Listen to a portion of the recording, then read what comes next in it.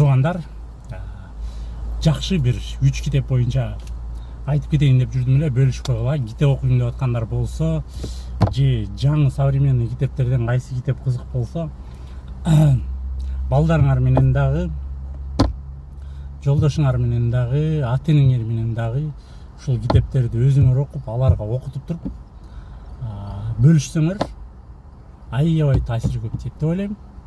Анткени буларды окуп эле койбостон сөзсүз түрдө обсуждение кыла турган китеп да, сүйлөшө турган китеп. Биринчиси эң жеңили Полиана деген китеп. Кыргызчасы да бар. Аны бир адам бир күндө окуп койсо болот да. Бул боюнча дагы сөзсүз подростковый возрасттагы, өзүңөр дагы, чоңоюп келаткандар дагы окуй турган китеп. Мынчалык китеп аябай жакшы таасири жашоосуна, өзүңөрдүн жашооңорго алып келе турган көп нерсе бар да. Анан экинчи китеп бул Халед Хасейндин Бегущий за ветром деген китеп. Бул китепти окусаңар Афганистан жөнүндө, кстати, Жалалабад деген шаарда бар экен, алар боюнча да билесиңер. Анан бирок предательство, подлость, ошол өмүр бою адамдын жүрөгүндө жашап келе турган нерсе. Бул китепти спойлер кылбай эле коеюн, сөзсүз окугула, анан комментарийга жазып койсоңор.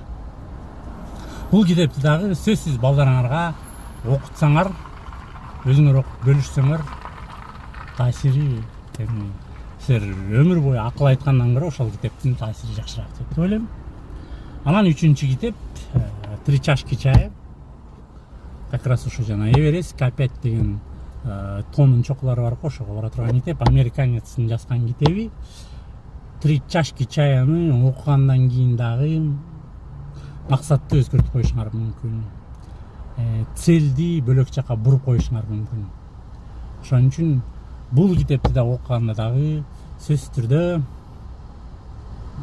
окуп бүткөндөн кийин сүйлөшө турган китеп, обсуждение кыла турган китеп, жана жөн эле окуп койбостон бөлөктөргө жеткире турган 3 китеп бар да. Менин оюмча акыркы убакта ушул 3 китеп мага аябай жакты. Ошондуктан ушул 3 китепти ал окугула, жана кандай китептер экенин обложкалардын видеонун артына чаптап коеюн. Салам алейкум.